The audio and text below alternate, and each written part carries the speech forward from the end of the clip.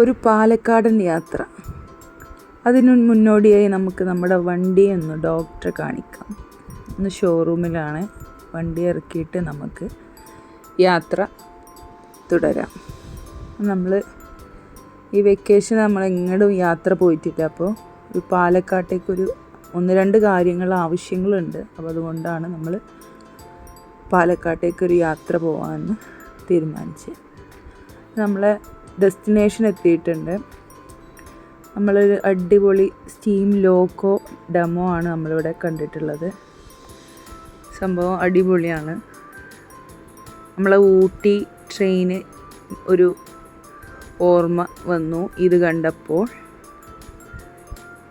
ഈ എൻജിൻ കാണാനൊരു പ്രത്യേക ഭംഗി. നമ്മൾ ഒരുപാട് ഫോട്ടോസൊക്കെ ഈ എൻജിൻ്റെ അടുത്തുനിന്ന് എടുത്തു. നല്ല കളർഫുള്ളാണ്. Red, blue, black.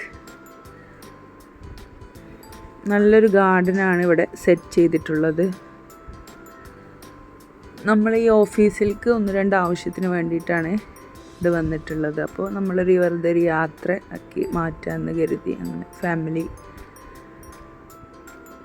ട്രിപ്പ് പോകുന്നതാണ്. ഇവിടെ ഒരു കുട്ടി ബുദ്ധ പെയിൻറ്റിങ് ഉണ്ട്. ഒരു മരച്ചോട്ടിൽ ബുദ്ധൻ ഇരിക്കുന്നത്. നമ്മളവിടെ നിന്നും ഫോട്ടോ വീഡിയോസൊക്കെ എടുത്ത്.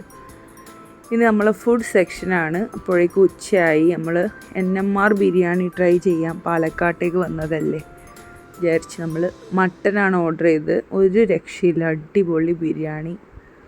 എല്ലാവരും ഒന്ന് ട്രൈ ചെയ്യണം NMR.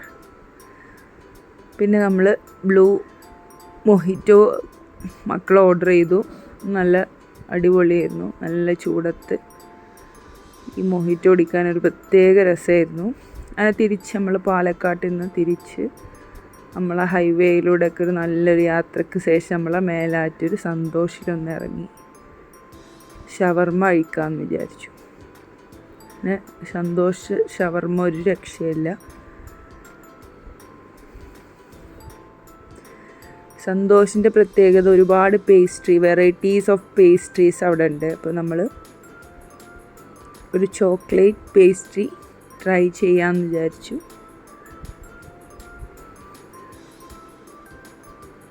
ഒരുപാട് സ്നാക്സ് വെറൈറ്റീസും ഇവിടെ അവൈലബിൾ ആണ്. അപ്പോൾ നമ്മൾ ഈ ചോക്ലേറ്റ് പേസ്ട്രിയാണ് എടുത്തത്.